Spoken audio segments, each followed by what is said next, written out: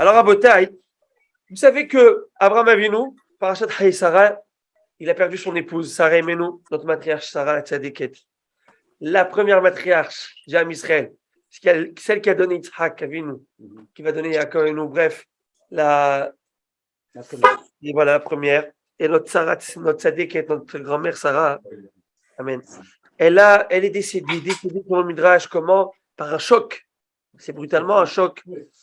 Mais voilà, mais c'était l'heure. Dieu avait décidé. Et on l'avait vu à l'époque, où nous avions dit, justement, M. Bronner, il n'est pas là, nous avons dit quelle était sa vraie vie, où elle s'est sentie vivre, c'est-à-dire avec des enfants. C'était quand elle a eu Yitzhak. Et quand est-ce qu'Yitzhak était parti à la Yakedat Yitzhak? À l'âge de 37 ans. Donc, elle a vécu 37 ans en vie, de bonheur. Et c'est la guématria de Vaïyou, Haye Sarah. Vaïyou, ce fut les années de Sarah. Vaïyou, c'est Vav. Et Yud, ça fait 16. Et He, ça fait 16 plus 5, ça fait 21. Et Vaïyou, He, Vav, Yud, He, Yud, Vav. Ça fait 37, vous avez compris. OK? Donc, on a les 37 années de bonheur qu'elle a eu. Et Chachamim nous dit, celui qui n'a pas d'enfant n'a pas eu le mérite d'avoir des enfants. C'est un peu comme une personne qui est d'une certaine manière morte parce qu'elle n'a pas cette continuité. Mais il y a, en parlant de cela, il y en a qui ne peuvent pas avoir d'enfants, les pauvres. Il y en a que c'est par choix. Et c'est ça que Chachamim dit, ce qu'il est compté comme mort. Justement, j'en parlais un peu. Je parlais tout à l'heure de ça avec la mère. Parce que, bon, après avoir douché les enfants, les bébés, là, on prend l'habit. Et tu le vois, et elle te sourit, tu souris, c'est que du bonheur. Bah, il remercie Hachem pour ses privilèges de la vie. Et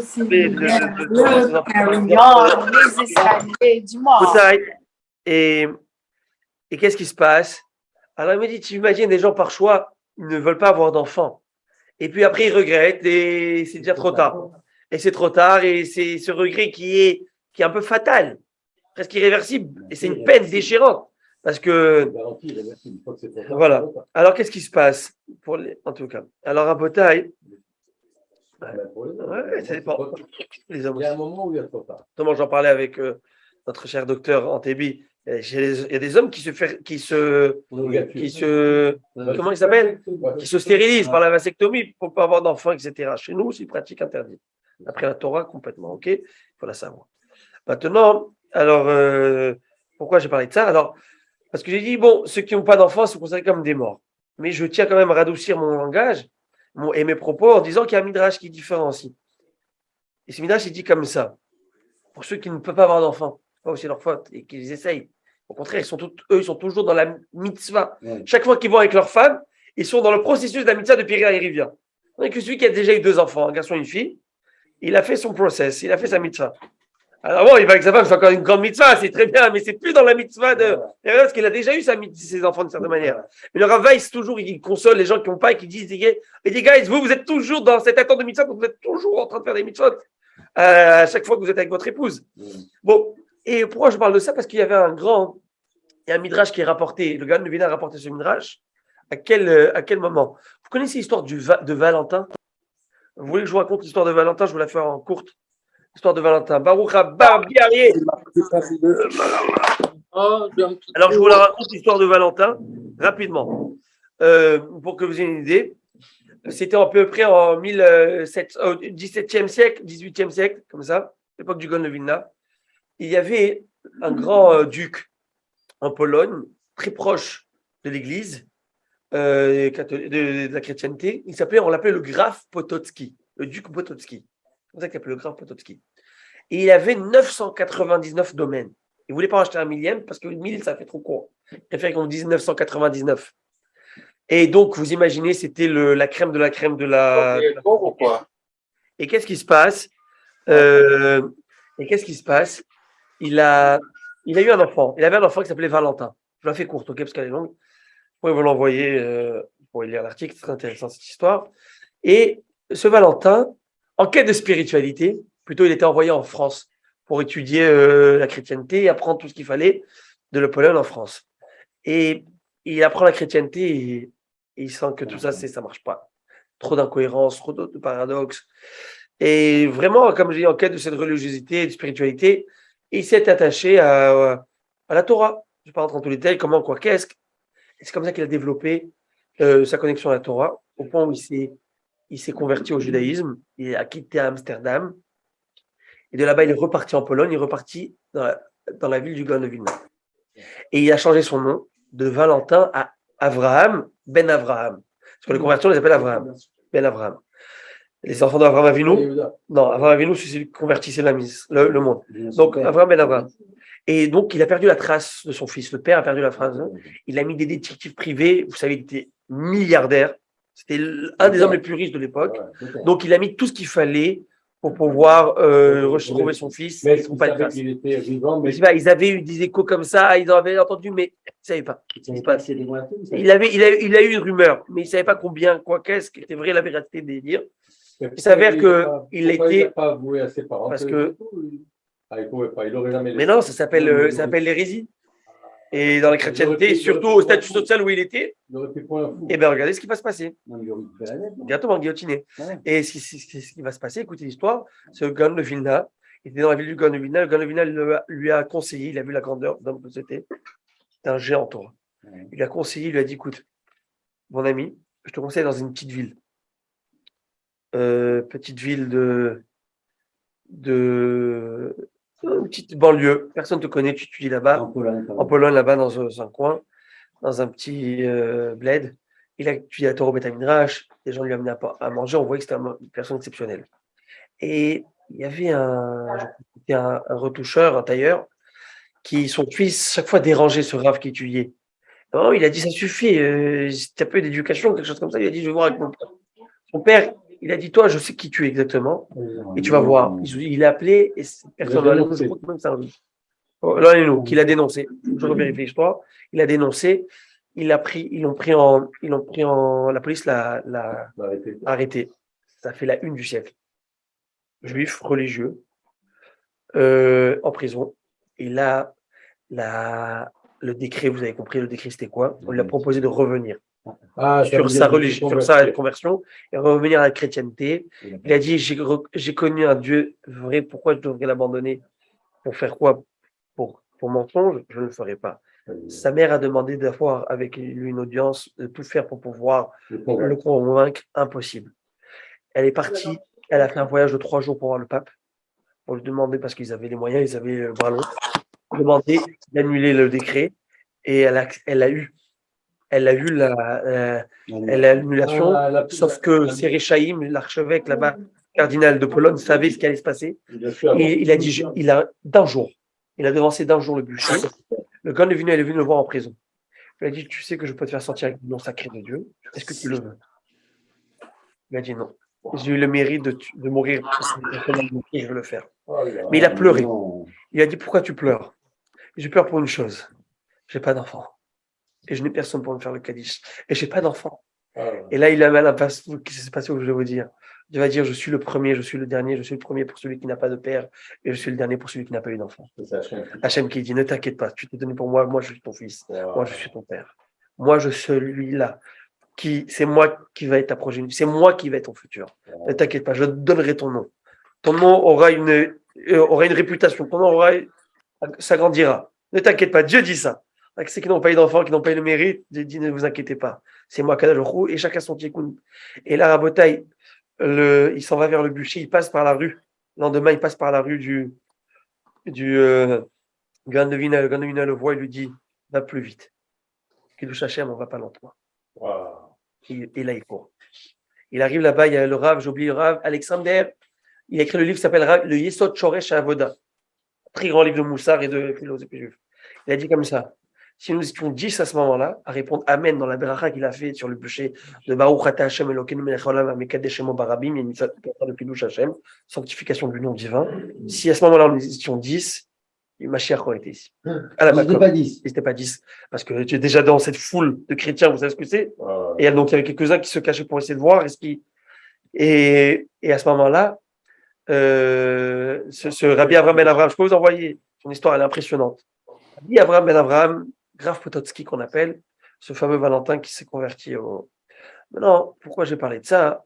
Parce que le vrai bonheur de Sarah, donc c'était son fils Yitzhak, et elle a protégé Yitzhak de toutes les hostilités possibles, physiques, parce qu'Ishmaël essayait de le faire mal physiquement. Il était jaloux. Il était jaloux. Ishmaël, c'était la star. C'est le fils d'Abraham Avinu. Vous savez, c'est qui le fils d'Abraham Avinu? Vous savez, c'est qui? C'est comme. Comment ils appellent ça? Le fils du Cher.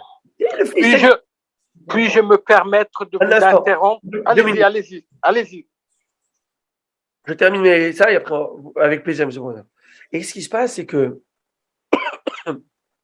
il était jaloux de lui, clairement. Et là, Sarah Imenu, elle voyait un danger physique, mais c'est surtout un danger spirituel. Et il l'approchait vers la Vodazara. Il lui proposait de faire de la Vodazara. Et beaucoup d'amour et de sens. Viens voir. Donc, comment. Et il lui a dit, je ne veux pas que mon fils reste à côté de lui. Renvoie. Il dit, je ne peux pas renvoyer mon fils. C'est mon fils. C'est mon fils. Elle va lui dire, écoute-moi bien. Tu le fais. Abraham Avinu, Dieu va voir Abraham, il lui dit, Kol asher tomer alecha Sarah, shema bekola, fais-le. Ton fils, ne t'inquiète pas, si je le bénirai. Je comprends ta peine. C'est ton fils, je le sais. Mais écoute, Sarah Imenu, il faut préserver la prunelle de tes yeux, Yitzhak Avinu. C'est lui qu'il faut préserver. Et tu ne peux pas prendre le risque qu'il influence. L'influence, tout son potentiel, il peut te glisser. Vous imaginez ce que c'est? Faire tellement attention au chinour de nos enfants, à quoi ils sont exposés. À quoi comme jeu, à quoi comme film? Il n'y a pas Isaac, il n'y a pas Israël, il n'y a pas de Juifs. Il n'y a rien. Il n'y a plus rien. Il n'y a plus rien. C'est ça. Il n'y a plus rien. Et chaque Ben Israël, il a la possibilité d'être ce fameux patriarche. De père d'enfants, de petits-enfants juifs ou enfants et petits-enfants d'une Christine. À vous de choisir. À quoi vous exposez votre fils? Et vos enfants, il y a quel film, Loire-les-nous? À quelle chose? Non, mais Fatima, pas de Christine. Non, mais Ismaël. Oui. Comment est-ce qu'il a pu se dérouter de ce qu'Abraham Avinu lui enseignait et d'être plus du côté de la Vodazara? Très bonne question que vous dites. Me demande Rabbi Arié, je ne comprends pas. Mais comment Ishmaël a pu quitter le chemin de son père? Réponse, le chinour, ce n'est pas mathématique. Tu peux tout donner à ton enfant. C'est son choix après. C'est son choix et ses forces. À la fin, il a fait tes choix, Ishmaël. À la fin, il a fait tes choix. Parce que les valeurs qu'il lui a mis son père sont. Mais c'était pas garanti. C'était pas garanti. C'est pas du tout garanti. Il n'y a pas de garantie dans le chinour. Tu peux faire ce que tu veux. Tu peux être le plus grand rabbin. Tu peux être qui tu veux. Et ça te sort un rachat. Et tu peux être le plus des rachats, ça te sort un super sadique. Tu comprends pas pourquoi. Et ça, Yitzhak. Donc, c'est vraiment l'éducation. C'est beaucoup de prières. Et de Siyata d'Ishmaël. Parce qu'il y a zéro garantie. Et je suis certain, messieurs, je suis certain que vous tous, qui aujourd'hui beaucoup pères d'enfants Blienara, qui sont élevés, qui sont pères de famille déjà, etc., je suis certain que vous continuez à prier pour eux, qu'ils réussissent et qu'ils soient matzlichim dans tout ce qu'ils mettent leurs mains et qu'ils soient matzlichim, soient toujours dans le chemin de la droiture et pas des bêtises. Et je suis certain que vous le faites. Parce que c'est le souhait d'un papa et on le sait qu'il n'y a rien de garanti. Non. À chaque moment, il peut y avoir un moment qui déroute. Alors, allez-nous. Ça peut s'appeler de la crise de la cinquantaine. Ça peut s'appeler la crise de la quarantaine. Ça peut s'appeler la secrétaire. Ça peut s'appeler voyage d'affaires. Ça peut s'appeler ce que vous voulez. L'internet, ce que tu veux, ça peut s'appeler. Bon, Rabotaï. On reverra. Je les ai perdus ici. Vous êtes avec moi dans le Zoom. Hein. Vous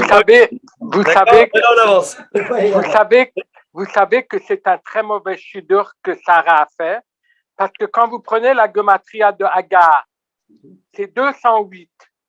Puis vous ajoutez la gematria d'Abraham, c'est 243. 243 plus 208, ça fait 451. Et 451, c'est la gematria de Ismaël. Incroyable, c'est très beau ce que vous me dites, j'aime beaucoup. Je vous dis la vérité, j'aime beaucoup. Mais c'est Sarah qui a voulu le faire. Et elle a fait par Roi HaKodesh. Et elle a fait parce qu'il y a une raison à cela. Et non, elle a dit pourquoi. C'est Sarah qui a dit à Abraham de se marier avec Hagar. De se marier pour avoir Ishmaël. Bon, Rabotaï, maintenant, j'avance. Je la fais courte, on avance, ok? Ce qui se passe, Sarah Imenu, elle décède. Et là, Abraham Avinu, il cherche un endroit pour l'enterrer qu'il avait déjà spoté, comme on dit. Il avait déjà spoté un endroit, il avait déjà un endroit qu'il désirait acheter où il y avait Adam et Chava qui étaient déjà enterrés là-bas. Il savait que c'était là-bas qu'il devait être enterré. Donc, il va acheter chez les Chitim, chez les Bnei Het, chez les enfants de Het, et donc dans cette région, ce peuple, il va aller demander d'acheter un terrain, et dont le propriétaire était Ephron. Et quand ils l'ont vu, bien sûr, déjà séduit par la grandeur d'Abraham Avinu, ils lui ont dit, c'est open bar pour toi, ce que tu veux. Et Ephron, il rajoute, mais mon frère, prends ce que tu veux gratuit, gratis, c'est le Black Friday, vas-y. Les Chachamim nous disent, les Réchaïm, ils parlent beaucoup, ils foutent rien. Les Tzadikim parlent un peu, mais ils font beaucoup. Il lui a dit gratuit, à la fin, quand il est passé à la facture, 400 pièces d'or. Bam! Comme on dit, sonnante et il les a payés. Très Abraham Avinu, il a dit aux 3 ans, je vous rappelle les 3 bédouins qui sont venus la semaine dernière, alors, venez prendre un peu de pain, juste un peu de pain et d'eau. Ouais. Il va leur faire chacun une langue avec la moutarde, le beurre, le truc, le ci, le ça. Il faut voir ce qu'il leur a fait là-bas, un festin. Il leur a dit un peu d'eau, ils me disent, les tzadikim me disent peu, ils font beaucoup. Les Réchaïm, ils ont une grosse, vous avez compris. Alors, maintenant, Rabotai, pourquoi je parle de tout ça? Ça, c'est le début de la paracha. Midrash nous dit que l'oraison funèbre qui a été dite pour Sarah et Menou, c'est quoi? Eshet Ha'il Mimtsa Verachok Mipnini Micha. Vous savez, le Eshet Ha'il qu'on fait le vendredi soir, qui est en fait, qui est le 31e, je pense, ou le 30e chapitre du livre de Michelet par le roi Salomon, c'était déjà dit de base par Abraham sur son épouse Sarah et Menou. Cette déquête. Et vous imaginez aussi les épreuves qu'il a eues Abraham, chasser son fils, partir si vous savez ce que c'est en tant que père, c'est déchirant. Mais il a écouté la voix d'Akadosh, prends ton fils, mets-le en sacrifice. Tu m'as dit de chasser l'autre, et celui-là tu me dis de le mettre en sacrifice. Oh, je vais y aller comme ça. Et il écoute ce que Hachem lui dit. C'est ça la force de Israël. Maintenant, on a la Emouna, nous. Ce que tu nous dis, Hachem, on fait. En tout cas. Et pourquoi je parle de ça? Parce qu'à un moment, dans Ephron, il s'écrit Aïn, P, Resh, Vav, Nun. Ça veut dire Ephron. Alors, la Torah, on va voir que le Ephron, il est sans Vav. Il y a un Vav qui saute. Pourquoi? Quand ils nous disent, parce que ce rachat, il a été mesquin. Il a eu tsaraïn, il a eu l'œil serré. Traduction, le serré, ça veut dire qu'il était mesquin vis-à-vis d'Abraham. À la place de lui faire, c'est pas gratuitement, mais avec un prix normal, il a été chercher le prix le plus fort.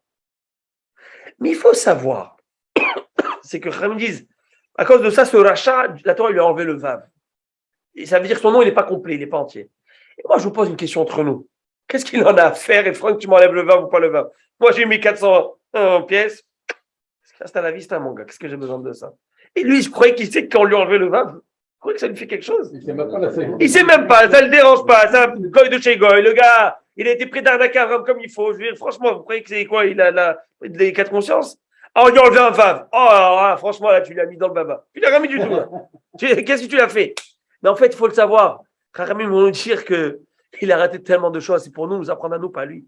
Pour nous dire combien il a raté de choses. Combien de choses il a raté, je vais vous dire. Toutes les choses qu'il a ratées. Eh bien, il a raté. Monsieur Zati, vous voulez que je mette les deux ensemble? Vous aimez ça? Oui, s'il vous plaît. Je vais le faire. Voilà, comme ça. C'est bon. Voilà. Voilà, c'est bon. Alors, Merci. c'est mis comme ça? Merci. Ouais. Avec plaisir. Non, c'est ici, afin de. Vous voyez, ici, eux, ils voient les deux. Ils voient tout le monde. Ils voient le monde et le. En tout cas, ça zoom. Alors maintenant, écoutez. Qu'est-ce qui se passe? Ça, c'est pour nous apprendre à nous. Regarde comment une personne avec des choix il pense, et lui, Ephron, il pense qu'il a fait l'affaire du siècle. Hein. Il pense qu'il a fait les 400. Il a raté plein d'argent. Pourquoi? Parce qu'il a sauté sur l'occasion de voir d'arnaquer le gars. Il a dit, je vais l'arnaquer. Il a perdu plus d'argent que Abraham avait prévu payer pour cette chose. Parce que vous savez, quand Avimelech, la paracha dernière, on a vu un roi qui a pris Sarah, il l'a kidnappé. Enfin, il l'a prise. Pas kidnappé, il l'a prise pour essayer d'aller avec elle. Le bon Dieu ne l'a pas laissé s'approcher. Parce qu'il a dit, mais pourquoi tu as dit que tu es ma sœur? Il y a eu 2 incidents pareils. Parachat Lech Lecha avec Paro et Parachat Vayera avec Avimelech.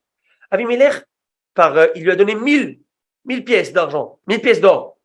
Pourquoi? Pour s'excuser. À part que tu lui as donné 1000 pièces pour s'excuser de l'offense qui lui a été faite d'avoir pris sa femme. Lui, il a dit, je ne touche pas cet argent, Abraham.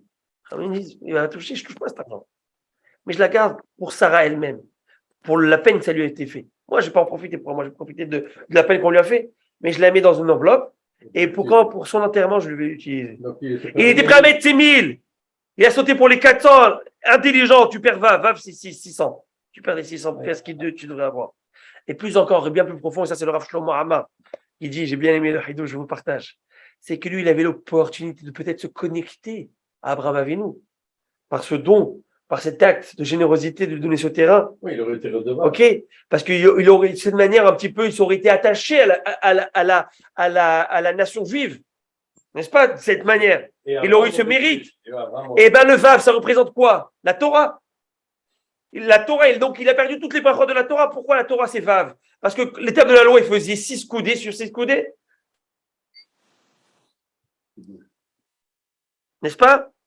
Excusez-moi, 6 tfachim, 6 points. 6 points, vas-y. 6 tfachim sur 6 tfachim, c'était cubique. Hein. C'est pas les ronds comme vous voyez dans les synagogues là. Les ronds là, c'est pas vrai. Hein. C'est dans le film là. Non, c'est un vrai cube, ok? Ça, c'est que dans le film de celui-là. Vous pouvez le lire de partout. Hein?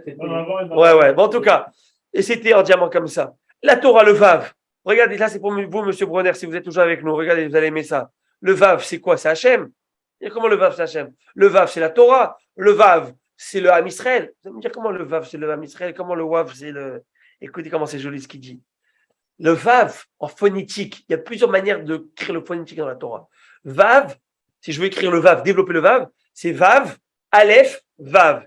6, 1, 6, ça fait combien? 13. 13, c'est Echad, l'unicité, l'unique. Echad, c'est la numérique de quoi? 13.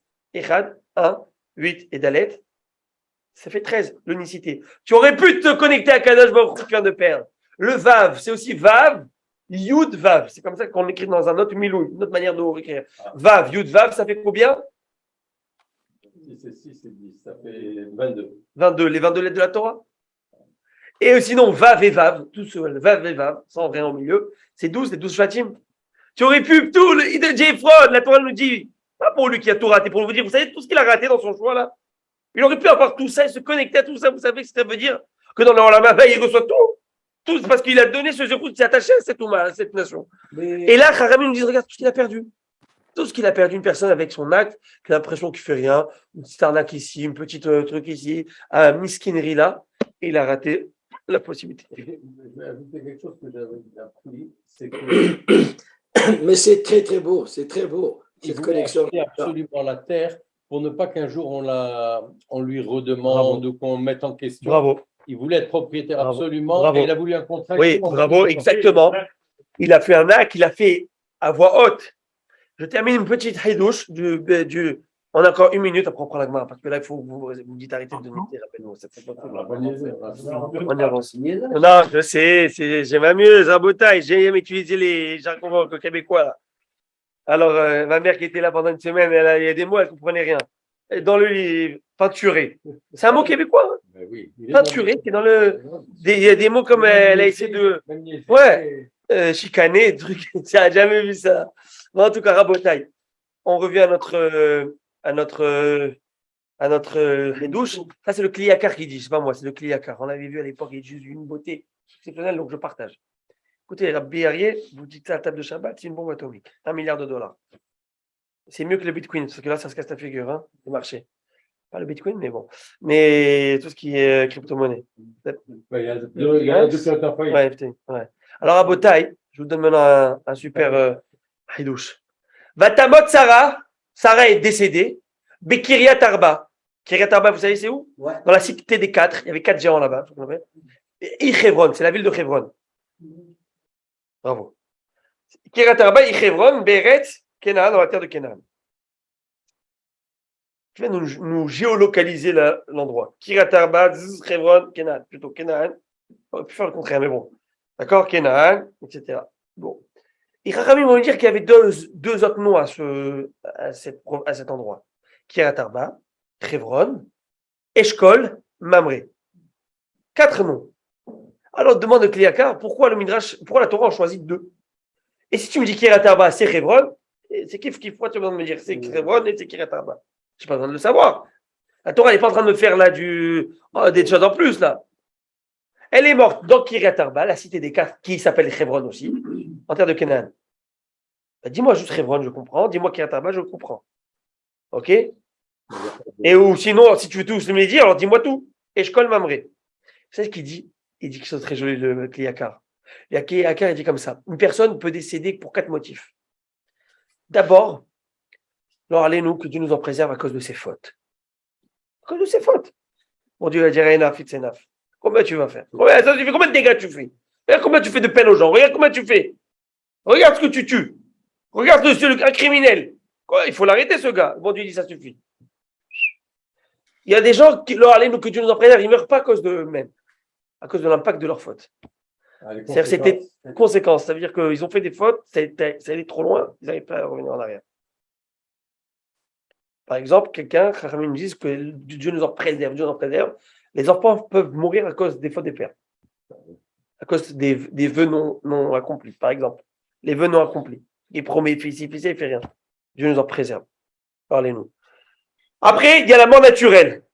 C'est-à-dire qu'il y a quatre essences, l'essence de 4 choses. Chaque chose est composée par ces 4 choses, les matières premières. Le feu, l'eau, l'air et la terre. Ok? Donc, toute chose qui est composée arrive un jour à ce qu'on appelle, ils appellent ça la biodégradation. Ok? Le corps, il fatigue. Il arrive à sa fin, il fatigue. La machine fatigue. C'est naturel. Dieu a inscrit ça dans le système humain. Qu'est-ce que l'on veut? Et après, il y a une autre mort. C'est une mort où on est la mort par le baiser. C'est-à-dire que la neshama est tellement happée, mourir par mitat neshika, on appelle ça. C'est-à-dire que parfois, ça arrive que la neshama est tellement en connexion avec Akadosh Baruch Hu, où elle est à l'appel de son créateur et elle va lâcher son corps. On a vu des fois dans l'histoire des tzadikim, qu'ils ont ils sont montés dans des sphères de Torah et de Kabbalah où le Neshama est monté, le corps est resté ici inerte. C'est la Neshika. Et ceux qui décèdent sans aucune chose, vous savez, des fois ils meurent dans leur lit comme ça. Ça s'appelle une mitad Neshika, c'est une mitad de tzadikim, ça. Plus belle des morts.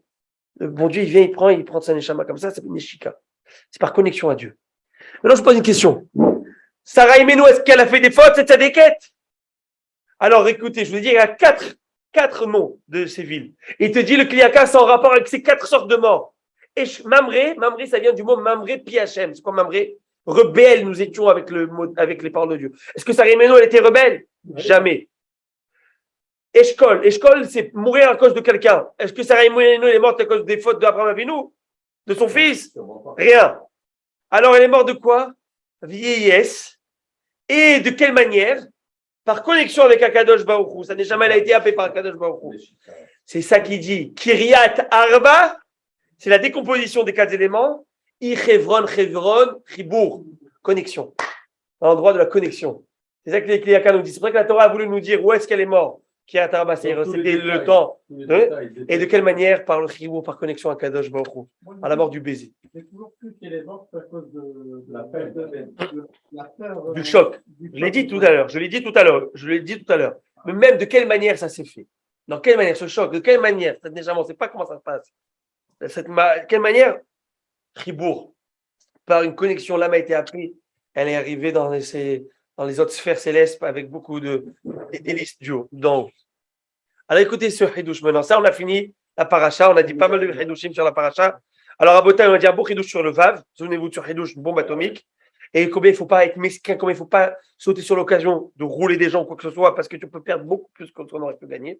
Qu'est-ce qu'Ephron, il a perdu de ne pas se connecter à la Torah, à Abraham. Et surtout, l'histoire du Kliyakar avec les détails que la Torah nous donne sur la mort de Sarah Imenu. En filigrane, tout ça. Maintenant, on revient à notre Gemara, notre jolie Gemara que j'aime beaucoup, que j'adore. Et parce que nous aussi, on fait de la Gemara. Et là, on va faire nos textes sacrés. Est-ce que vous êtes bons? Oui. On va faire la vraie Gemara. Allez, la Gemara nous dit comme ça. Quelle page? Nous sommes la page Memzaïn, 47, Maz. C'est mon chiffre 47. 47, folio B en bas. La Gemara nous dit comme ça. Souvenez-vous, on avait parlé du Zimoun. Comment donc faire un Zimoun à 3, etc. Et qui peut se venir à notre Zimoun, qui peut venir se rallier à notre Zimoun, se joindre à notre Zimoun. On a vu que le Nochri, le Goy ne peut pas se joindre. Et la Gemara nous dit Pshita. C'est quoi Pshita? Mais c'est évident. Comment on dit évident en anglais? It's obviously, non? Non, Obvious. C'est obvious, non? Réponse d'Agmara. Mais bien sûr, c'est un goy le type. C'est un goy le type. Réponse d'Agmara. Non, Beger Shemal Velo Taval. On parle d'un prosélyte, c'est-à-dire un converti qui s'est circoncis mais il n'a pas encore fait le mikvé. Pour pouvoir être dans le processus de la conversion, il faut faire la Brit Mila et la Tevila. S'il a fait les deux, s'il n'a pas fait, il n'a pas terminé la Tevila, il n'est pas converti. Non, il faut les deux. Il n'est pas converti pour l'un.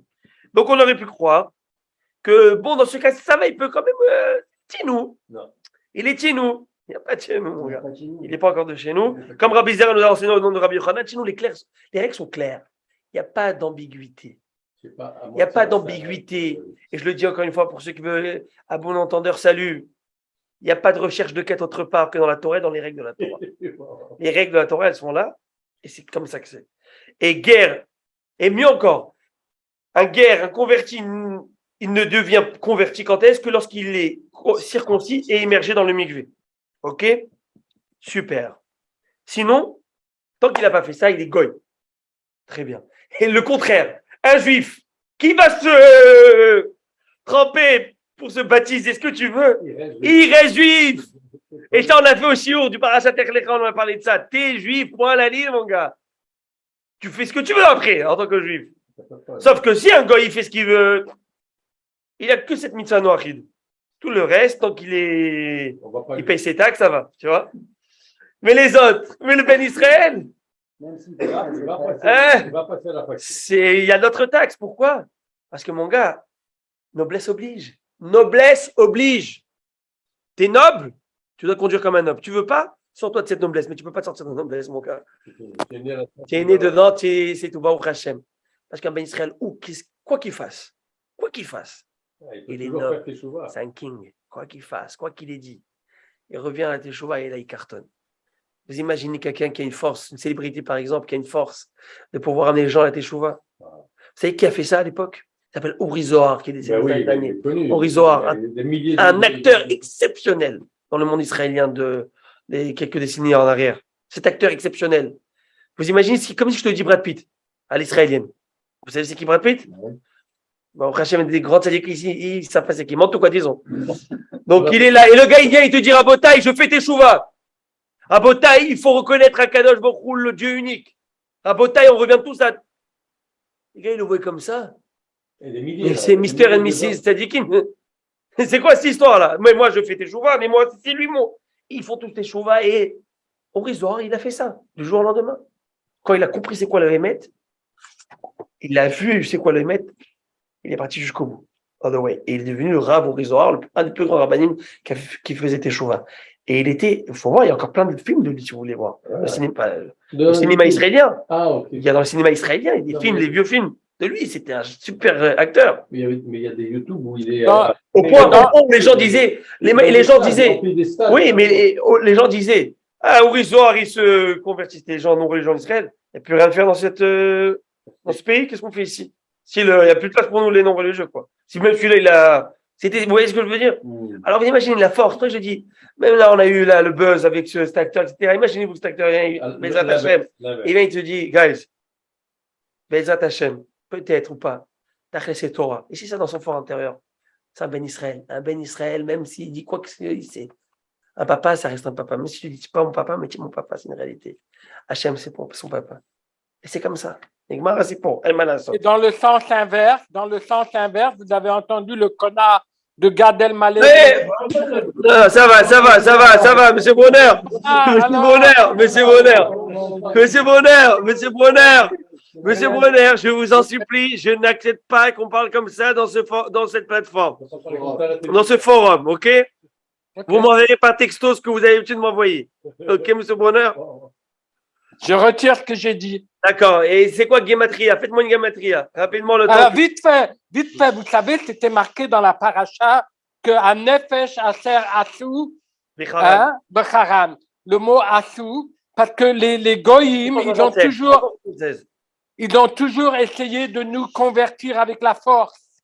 Que ce soit les Arabes ou les chrétiens. Oui. Par contre, lui, Abraham, il a fait ça à Shalom.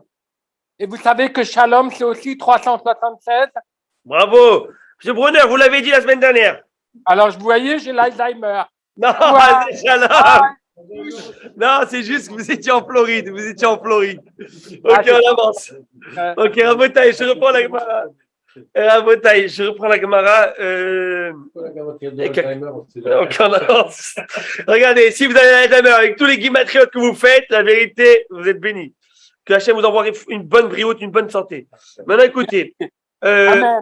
les femmes, les esclaves, à ne pas confondre, et les petits, on ne peut pas faire le zimoun avec eux. Est-ce que tu peux faire le zimoun avec une femme? Non.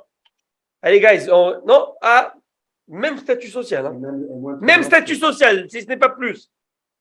Et si vous ne pensez pas, ils vont vous le faire comprendre. D'accord? Donc, mais on ne peut pas faire le zimoun. Avec elle, on a expliqué à l'époque pourquoi, sauf que les femmes peuvent faire le zimoun entre elles. Nous, on avait parlé à l'époque aussi du règle de Tzniout. Par Tzniout, il y a plusieurs. On avait étudié tout ça. Écoutez ce que la Gemara nous dit. Amar Abibi, la Gemara nous enseigne comme ça. On y va. Ça, c'est un hidouche. Hein. Amar Ravasi nous enseigne. Katan Amutal Ba'arissa, mes amis, un enfant qui est dans un berceau, et là, toi, tu es deux, et tu as un bébé, et ben tu peux faire avec lui le zimoun. Hein? Elle nous dit, mais c'est pas possible. Il y a écrit dans notre Mishnah que les petits ou les femmes qui ne peuvent pas faire zimoun. Un bébé, dans son Moïse, là, il veut faire le zimoun, même s'il ne répond pas, il nous complète. Réponse, ou d'Amar Kabéusha Benevi, d'Amar Abisha Benevi, Afal Picham Roukatan Moutal Barissa mes amis Nadav, Aval aussi Motos Nifla Sarah. Intéressant. De quoi il parle? On ne parle pas de 2 et 3. On parle au contraire d'un zimoun de 10.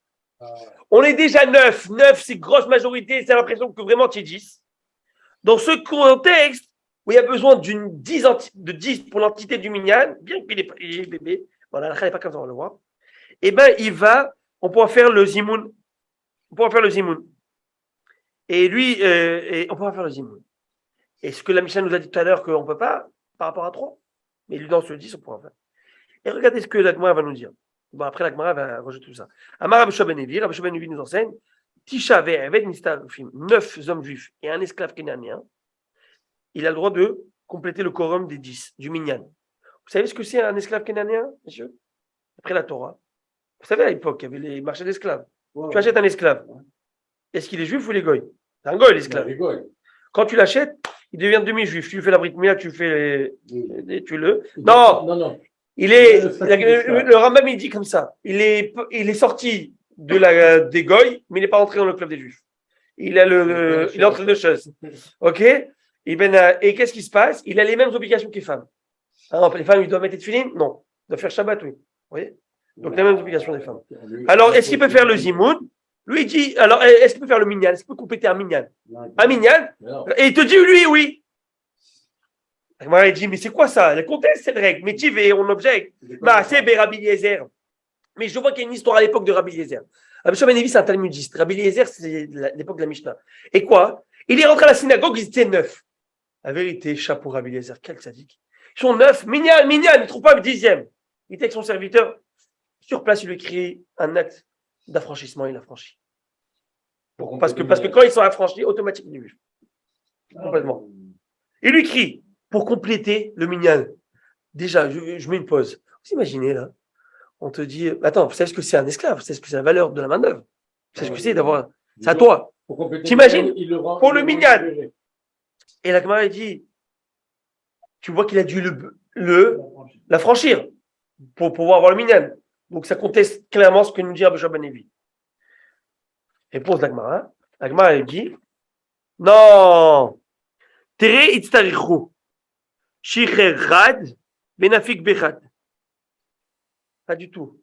Ils étaient 8 dans cette époque. Ce qui te dit Rabbi Ben Levi. Ils étaient 8 dans cette histoire. Et il était avec ses 2 esclaves. Alors il en a libéré un. Donc ça fait 9 juifs. Et un, même si c'est un esclave. Et donc ça marche avec ma règle.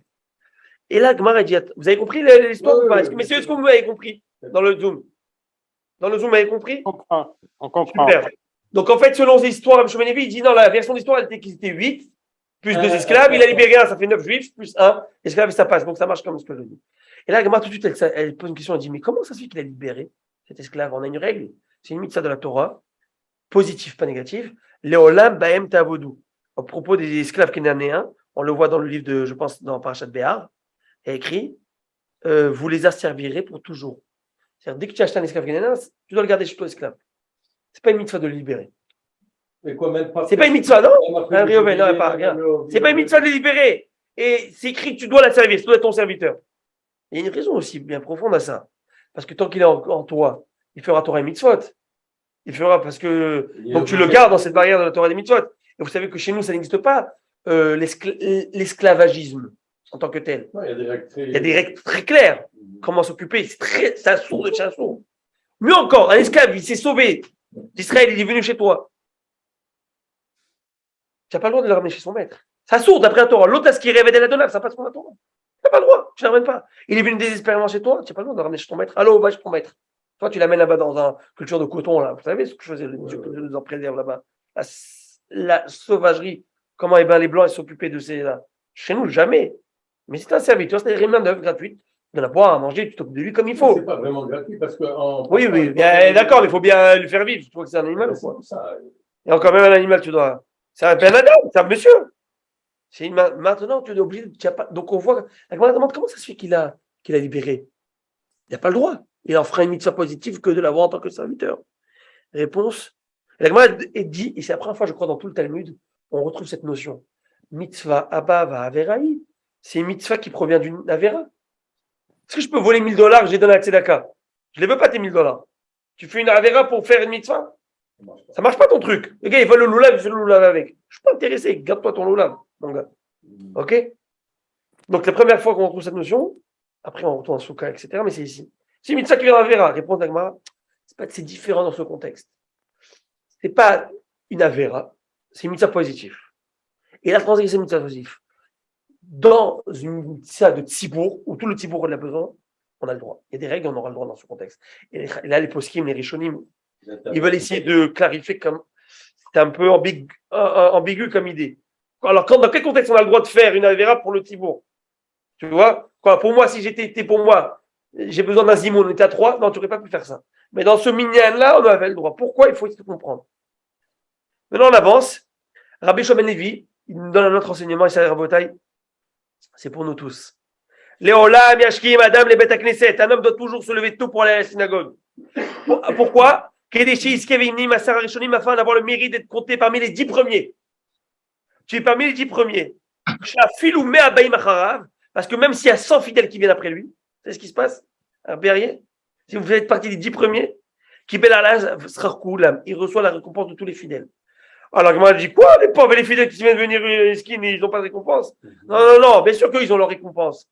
Mais eux, et la Ema, notnim l'osra kenegat kulam. Lui, eux, ils vont recevoir la récompense qui sont venus. Mais les 10 premiers, ils vont leur donner la récompense de tous ceux qui sont venus après aussi. Ça veut dire à l'équivalence, on leur donne. T'imagines les 10 premiers, ça c'est la meilleure affaire. Après, tu vas dans un minyan où il y a 300, tu prends le sahar de tout le monde. Parce que tu es le premier du Coran. Tu es le premier du Coran, tu es le premier qui a mis la shérina. Il faut qu'il y ait 10. Il faut qu'il y ait 10 pour la shérina. Lorsqu'il y a 10, il y a la shérina qui y est. Et donc, tu as donné cette présence à la shérina. Et une fois elle est là, et donc bien sûr que chacun a son mérite. Plus il y a des personnes dans le minyan, plus le Coran il grandit et la gloire de Dieu est faite. Mais vous êtes le socle de ce minyan. Très bien. On avance, que la Gemara nous dit, on avance. Amaravuna, Tisha, Ve'aron, Mitztarfin. Très intéressant. Vous savez, c'est rapporté ça dans les livres. Peut-être de la Ram, mais c'est pas tranché comme ça. S'il y a 9 personnes, on n'a pas minyan. Ça arrive des fois, on est 9. Mais on a Aaron. C'est quoi Aaron? On a l'arche de la Torah. Ben, lui, on va le considérer comme si ça va être le 10e. Imaginez. Comme ça, Gemara dit, mais c'est Amar les Rav Nachman. Mais Aaron Gavraou, mais quoi l'arche? Avec tout le respect de l'arche. C'est pas un homme. C'est quoi l'arche? Ça veut dire que ça rajoute dans l'idée. Eh ben non. Et là, Maravuna, Tisha Nirin Kaasaram Mitztarfin. Eh ben il dit non. C'est comme ça qu'il faut comprendre. S'ils sont 9, quand tu vois 9, quand on est 9, toujours qu'est-ce qu'on fait? On compte 1, 2, 3, parce qu'on a l'impression qu'on est 10, mais on veut être sûr. 9, ça a l'air comme 10 et ça passe. Mais bien sûr, vous avez compris qu'on va le voir dans un instant. Amrele. Et certains disent, Kimikan fait, Amrele Kimvadre. Il y en a qui disent, il faut qu'il soit vraiment collé. Parce que quand ils sont collés, ça donne l'impression qu'ils sont 10. Il y en a qui disent au contraire, quand ils sont éloignés, ça donne l'impression qu'ils sont beaucoup. Mais bon, vous avez compris tout de suite, je vais vous le dire tout de suite. Elle n'est pas comme ça. Le gars, il dit, je suis moi tout seul avec ma armoire à la maison. Ça ne marche pas. Amar Rabbi Ami voudrait dire, on revient au Zimoun. On a besoin de 3 pour le Zimoun. On est 2. Et il y a le Shabbat. Pendant Shabbat, c'est le 3e personne. Donc moi, elle va dire, et Shabbat, c'est une personne ou quoi? Donc moi, elle va dire, et donc ça ne marche pas pour lui. Et bien, comment il faut dire? Non. Il faut expliquer comme ça. 2 Talmidei Chachamim, ça 2 personnes, qui étudient ensemble, et bien ça marche comme si ils sont 3. Et pourquoi? Et vous allez comprendre. Et pourquoi? Elle va le dire pourquoi. Et la Marvé Rav Hizda, Kegon, Anna, Rav Shechet, Marvé Rav Shechet, Kegon, Anna, Rav Hizda. Rav Hizda, il disait, ben voilà, comme nous 2, on étudie moi, Tahavuta. Et là, si on est 2, ça suffit pour les Zimoun. Pourquoi? Pourquoi tout à l'heure, qu'on a dit Shabbat, on a dit 2 personnes et Shabbat, ça ne marche pas. On a dit pour c'est une personne, 2 personnes et Aaron, on dit ça ne marche pas.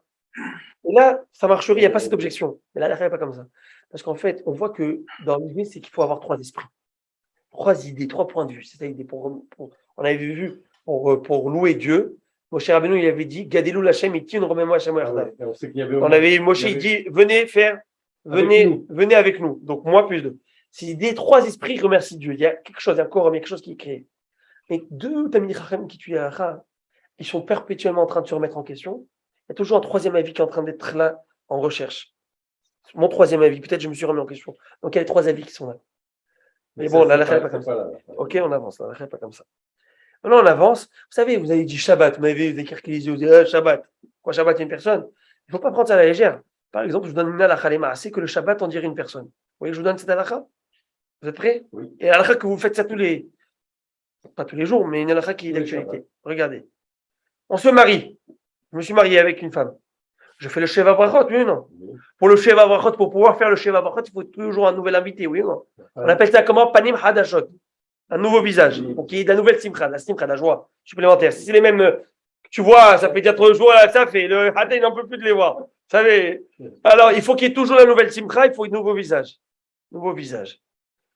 Il n'y a pas de nouveau visage Shabbat, ça marche? Ça marche. Shabbat, c'est le nouveau visage, le Shabbat. La joie du Shabbat. Shabbat, c'est exempt. Ouais. Et je peux aller même plus loin. Je ne sais pas si je vous le. Oui, shootez. Je shoot? Ouais, oui. Seudah Shlichit, on vient de faire Sheva Brachot. On est Seudah Shlichit, on l'a fait, on est tous là. On a fait Shabbat et tout le Kida. On peut faire encore une fois Sheva Brachot? Ouais. Si tu fais un Dvar Torah. Le Dvar Torah, c'est un nouvelle idée.